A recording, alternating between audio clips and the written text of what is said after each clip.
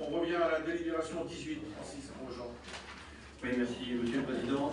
Il nous est proposé d'approuver un projet de convention entre Brest Métropole et le syndicat mixte des eaux du Baléon, qui est la structure porteuse du SAGE du Baléon.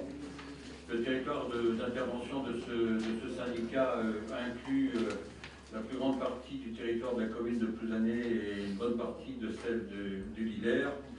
Pour cette raison, le syndicat s'est tourné vers ces deux communes pour leur demander de participer au financement des actions d'animation qu'ils mènent sur le territoire du SAGE. Compte tenu des enjeux portés par ces activités, il revient à Brest Métropole, à l'image de ce qui est fait sur l'autre SAGE, celui de l'Élan, il revient à Brest Métropole de répondre à cette demande pour un montant un peu supérieur à 1 600 €. Avis favorable de la commission compétente. Très bien, merci. Des questions? Il n'y en a pas, donc on adopte cette délibération. Qui est contre son adoption? Personne qui s'abstient, personne qui est favorable. Elle est adoptée à l'unanimité. La 19. Alors une autre convention qui concerne la mise en œuvre des périmètres de protection rapprochés du captage de la prise d'eau de Pont-Arblette, donc l'usine de Pont-Arblette. Donc en application d'un arrêté qui a été pris au mois d'août dernier, qu'on vient de mettre en place ces périmètres de protection. La métropole est concernée afin de faciliter le travail de terrain. Il a paru judicieux de faire appel à l'assistance du syndicat du bassin des Landes qui est implanté sur le territoire du bassin de l'Élan. Cette convention donc prévoit que ce syndicat assure pour les 5 années de mise en œuvre de l'arrêté les missions relatives à l'établissement de ces périmètres. Brest Métropole remboursera annuellement les frais engagés à hauteur de 40 000 € par an. Il est donc proposé au Conseil de la Métropole d'approuver la convention qui est jointe à la délibération. Avis de la commission compétente favorable à la majorité. Merci. Est-ce qu'il y a des questions? Des demandes de parole? Il n'y en a pas, donc on adopte. Qui est contre? Personne qui s'abstient, personne qui est favorable. C'est adopté à l'unanimité. La 20. Alors, une délibération qui porte sur un accord de programmation multipartenariale pour un programme d'action visant à réduire l'impact des activités portuaires sur le substrat sédimentaire du port de Brest. Voilà, ceci fait suite à un diagnostic qui a permis d'établir un plan d'action pour réduire ces impacts. Dans la continuité de cet audit, l'Agence de l'eau propose aux acteurs portuaires locaux de les accompagner financièrement. Donc, au nombre de ces acteurs, la DCNS, la Chambre de commerce et d'industrie, Brest Métropole, la Préfecture maritime de l'Atlantique, le Conseil régional de Bretagne, le SMBI et le SMBI.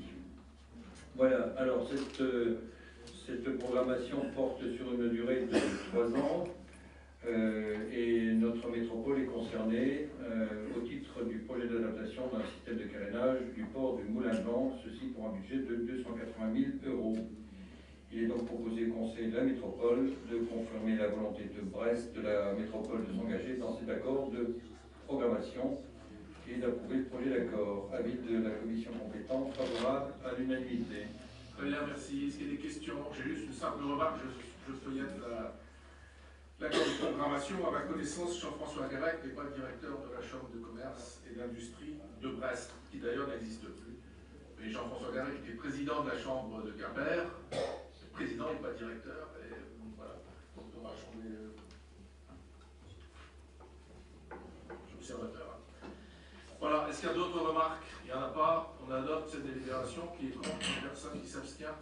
Personne qui est favorable? Elle est adoptée à l'unanimité. Pour la suivante, Oui, le réseau de chaleur urbain de Brest est géré depuis 1988 dans le cadre d'une délégation de service public attribuée par Brest Métropole qui dispose de la compétence création, aménagement, entretien et gestion des réseaux de chaleur et de froid urbain sur son territoire. Le réseau de chaleur urbain constitue un levier majeur de la politique énergétique de la métropole.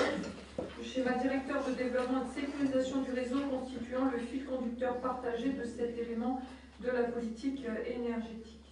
Je l'ai évoqué dans mon propos tout à l'heure sur le budget. En 2017, l'idée c'est d'atteindre 45 km linéaires de réseau, ce qui permettra de chauffer 30 000 logements et ce qui permettra aussi d'éviter 30 000 tonnes de CO2 par an.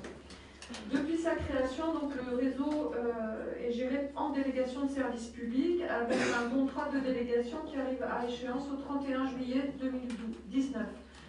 Compte tenu de la spécificité du service public de chauffage urbain et ses caractéristiques des prestations demandées, la délégation de service public apparaît comme un mode de gestion particulièrement adapté pour le réseau de chaleur de Brest. La commission consultative des services publics locaux, consultée pour avis le 30 novembre 2016, a émis un avis favorable sur ce choix du mode de gestion.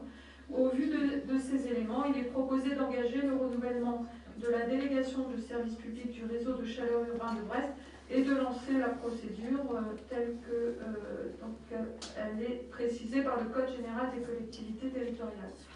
Il est précisé également que le contrat d'exploitation de l'IVEC du Spernot, qui alimente principalement le réseau de chaleur, arrive également à échéance le 31 juillet 2019. Le contrat étant passé entre Sotraval et l'exploitant, il appartient à Sotraval d'organiser en parallèle les modalités d'exploitation futures de l'UVEC. La commission Grand Service Urbain et Environnement a donné un avis favorable à l'unanimité. Merci. Est-ce qu'il y a des demandes de parole? Il n'y en a pas, donc je propose d'adopter cette délibération. Qui est contre? Personne qui s'abstient? Personne qui est favorable? Elle est adoptée à l'unanimité.